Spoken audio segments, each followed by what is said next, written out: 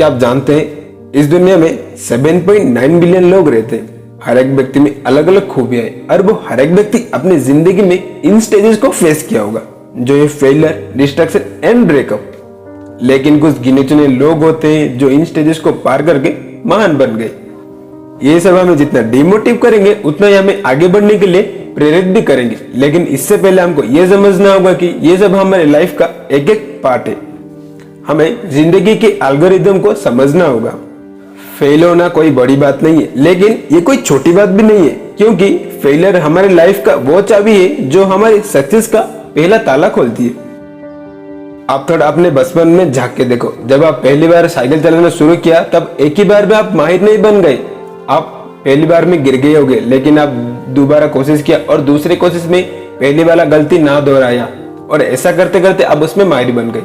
ऐसा ही होता है फेलियर, जो हमें डिमोटिव तो करते हैं लेकिन उससे कुछ सीखने के लिए प्रेरित भी करते हैं। लंदन के रहने वाले एक राइटर हेनरी फोर्ड ने एक बात बोला था कि नाकामयाबी हमें नया शुरुआत करने का मौका देती है, यानी फेलियर में हमें नया अपॉर्चुनिटी को तलाश करना है, क्योंकि जो फेल होते हैं वही अपने लाइफ में महान बन पाते हैं। आप थोड़ा सोचिए, बिना तरसे गए पत्थर कभी मूर्ति नहीं बन सकती, यानी पत्थर को ठोक कर बनाए गए मूर्ति को देख के आपको ये नहीं लगेगा कि एक टाइम में वो एक मामूली सा पत्थर था।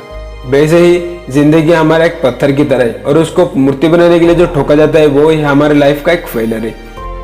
अगर हम फेलियर को गले लगाएंगे तो हम अपनी जिंदगी में महान बन सकते हैं। अच्छा, आपने ये कहावत जरूर सुनी होगी कि इंसान का असली पहचान उसके बुरे वक्त में पता चलता है। जो बुरे वक्त में भी हिम्मत नहीं हारता और बार बार गिरकर भी उठकर खड़ा होता है, वही आगे जाके अपने लाइफ में कामयाबी हासिल करता है। इसमें हमें ये पता चलता है कि जिसको जल्दी सक्सेस मिलता है वो उस काम से पीछे हटने का बहुत ही चांस रहता है, लेकिन जिसको जल्दी फेलियर मिलता है उससे बहुत एक्सपीरियंस मिलता है। जो लोग फेलियर की अपॉर्चुनिटी को नहीं समझ सकते वो आसान काम और अपने कंफर्ट जोन में ही रह जाते हैं। फेलियर को लेकर महाभारत में श्री कृष्ण ने भी एक बात कहा था कि किसी को पराजित होना पसंद नहीं, किसी को असफल होना पसंद नहीं। कोई नहीं चाहता कि उसका प्रयास व्यर्थ जाए, लेकिन असफलता में भी एक अच्छी बात छुपी होती है।